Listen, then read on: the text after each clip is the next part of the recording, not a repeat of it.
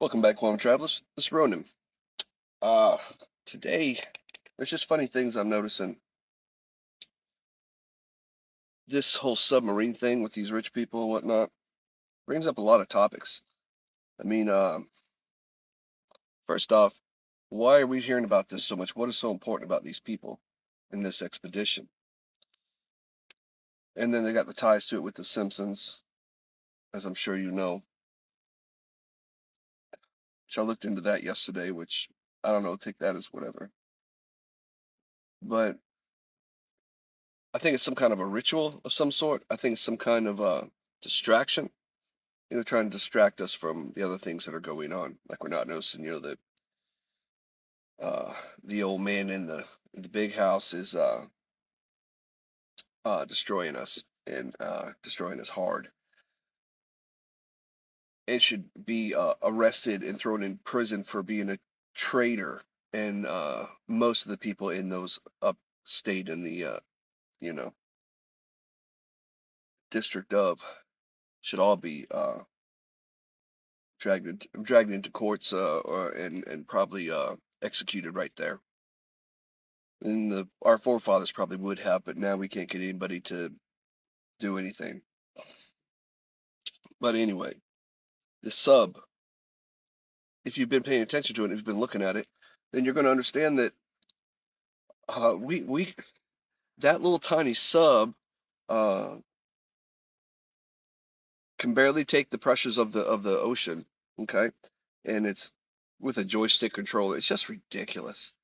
Um, but if our we can't even find the Titanic a couple miles down, then how do we ever get to outer space? How is that even possible if we can't even go into the deep water? Well, the compression is so much. We're talking about the vacuum of space that sucks all the air out. Have you ever seen the space suits that they had? I've seen them, and how does that protect? How would that protect you from anything? You can't even find anything in the ocean. How are you supposed to go into outer space and deal with that? Can't, can't. They're showing you how, unless they're just making it up. But the underwater technology is ridiculous, and man would try to find everything he could about where he lives before he tries to leave it. And they definitely are trying to get out of here, but they know they can't go up, so they're trying to open portals to get the hell out of here. And there's things out there we're not allowed to see. You know, they don't let you go down too far because they don't want you to see something down there too far.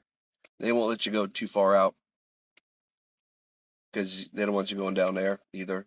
I came across a video today. I could not share it. I could not share it on even on YouTube. I couldn't put it on YouTube. I couldn't put it on anything. I could only copy the link, and even that was bad. But you could still see it. It was on Louis T's channel, Luist, and it was talking about the old Encyclopedia Britannica. And in this thing, it talked about Antarctica, and it talked about there being a dome that is 13,000 feet high.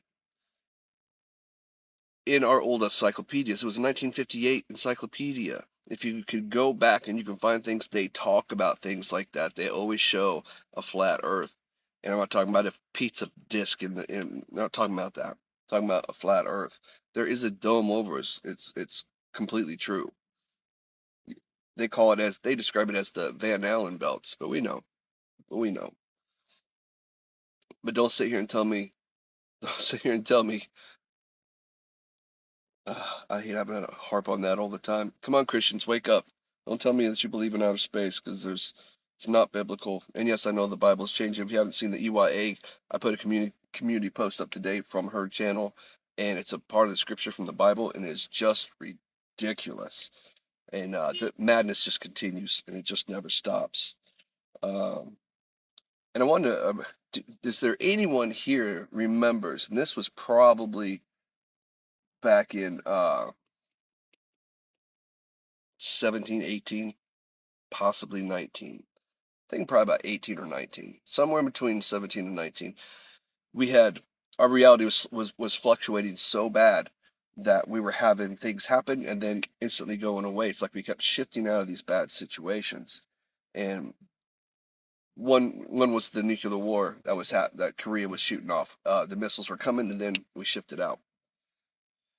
But the other one that people don't seem to remember is when the moon got hit. Does anybody remember when the moon got hit? Because that happened, and there was one, two, there were videos about it, and then it was shot down to one video about it, then it was gone, and nobody has any kind of memory of it. I remember it, and not not bringing this up as this is a major Mandela effect that most people don't even realize. I'm bringing it up for another reason, is that when the moon got struck, and it got struck big. It's a big thing. You can see it. The thing came off of it. Now, what struck it? I have no idea. I don't know. Something hit that sucker. But you want to know what happened when they got hit? Nothing. There was no ringing sound. All these people talking about the moon being hollow and that when it gets hit, it rings. That moon did not ring. Did not ring once, and it got hit by something. And who knows what they're doing up there? Who knows? But it got hit by something. If you think with these moronic countries is not doing crazy experiments up there to get out and whatnot, they are. But we shifted right out of that. Probably within that same day, a couple hours, it was gone. And people talked about it for a couple of days, and it got forgotten. Then it got brought back up for a couple of weeks, then nobody talked about it again. But I remember that. And I remember that moon did not make one sound of being hollow. I don't even know what it is. I don't even know if you can even land on that thing. I don't know. It's just another creation that God made that I can't explain. Creation of the sun, I can't explain. But the sun is in our atmosphere. It's under the dome. It's got to be under the dome because there's water up there. But it's a self-containing ball of fire. Because, fire usually has to have oxygen. Because if you have a fire in space, you know what space is? It's a vacuum of. You get that, right? So, anyway. But whatever that is, whether it's fireball or just a light ball that we can't completely, I don't know what it is. God knows what it is. God created it. But there's no getting out of here. And they told us, oh, the atmosphere is out past the moon. The moon's actually in our atmosphere. No crap. Really. It's under the dome, just like everything else. So anyway, I don't want to get on here and get on a rant or anything, but did want to mention a few things, and that's a few of the things that I was going to mention today. Let's see what today. Oh, that's not right. The page must have flipped. Here we go. Uh, really? What is today? Today should be. What is today? Because we did. That's right. I skipped a page. I'm jumping ahead, dude. I'm jumping ahead of stuff. Shame on me. So let's see what the word says today, and it's prudent. Everybody remember George Bush? Wouldn't be prudent. Yeah, the George Bush and all the Bushes and the Clintons and Trump and all these people. They're all on the same side. They're all playing the same games. It's all theater. I've seen them before in their Masonic robes, all on the same stage together, holding hands and being nice to each other. Don't get caught up in the political stuff. It's not real. It's theater. This whole place is just wackadoo. Like I said, it's created by God, and we're here for whatever reason. So we're gonna have to do whatever we got to do, survive it. There's a lot of more spirituality coming out, which I think is positive in a lot of ways. But I'm telling you, man, the greatest thing the devil did was make people believe he doesn't exist. And the second greatest thing he did was make you think you're flying on a ball through space. This is not true. If the stupid moon controlled all the waves and all that stuff, it'd still control the lakes as well. It doesn't do that. You know why? Because we're sitting on top of water. The continents, we're held in place by aquifers. And we move. That's why there's tides, okay? There are lakes around the land that's moving, it's not going to move back and forth either. Because it's subtle, you don't really notice it. But you can always check out Joe Imbriano. He goes through a list of things, and he tries to keep you centered. The Fulton Informer, Joe Imbriano. Nice guy. He's a little loud, but I like him. So let's see. Today is prudent. This is from, what does it say? Proverbs? Yeah, Proverbs 8:5. You naive ones, understand. What is that? Prudence. Okay. And you fools, understand wisdom.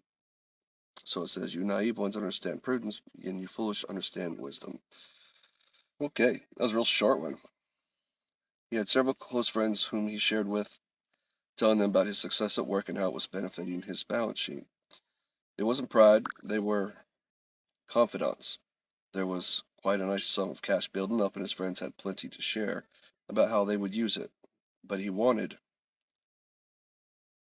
No, he waited. Sorry, I need glasses, ma'am. I'm not putting them on because you see me. I don't want you to see me completely. But he waited. He was careful and judicious, and then the moment arrived, he moved his cash to into a security that more than doubled it. Oh, good for him. When we are prudent, life can be arduous, and we deliberately take time to consider our ways and what we should do. When compelled with prayer and submitted to God, this is always the best way to manage money. In general, we are supposed to pragmatically approach our planning for the future. God has an inheritance for us, so we also have to be leaving an inheritance for those behind us. Okay? Prudence says that more important legacy than possessions is demonstrating how to handle them. Okay? All right. Question of the day is, what do your family and friends see exemplified in your life regarding finances? Well, I don't even know how to answer that, man. I'm not bad with money though. I'm not bad, and I try to help people out. But that is your question of the day. Meditate on and take it before the Lord and do whatever. They're different, they're not always what you expect them to be. They're a little different sometimes. Let's see here. All right, I got a couple minutes. So I forgot what I was going to say. But anyway, I gave you a little bit of Mandela stuff and whatnot. And I'm not harping on like a flat earth kind of thing. The earth is, I'm sure, goes up and down. I mean, there's mountains and stuff. It's not flat. But we're not flying on a ball in space. It's not a pizza pie and stuff. I told you, man, it's a dome right now, but I believe that possibly it could extend out somewhere. I don't know. I don't know. I don't know how big it is. Because we can't go past the ice wall, and there's a reason for that. But anyway, that's not important. But yeah, I should probably wrap it up. I was gonna talk about something else, but I'm not going to. Now I'm running out of time. But hope everybody has a good day today. I'm gonna pray that the Lord gives us wisdom, knowledge, courage, strength, and favor to do the things that we do today, and to forgive us for our multitudes of sins that we can't seem to stop ourselves from doing. And of course, we're not going to be perfect till we are with you, Father. And we we pray for that day every day for you to come. Try to interrupt my prayer. But anyway, be with us today, Father, and bless us. In Jesus' name. All right, so today go out there and slay your dragons. Do what you got to do. And whatever you do, do it in love, do it in faith. And remember that you're not alone, you're not forgotten, and you are loved. Peace.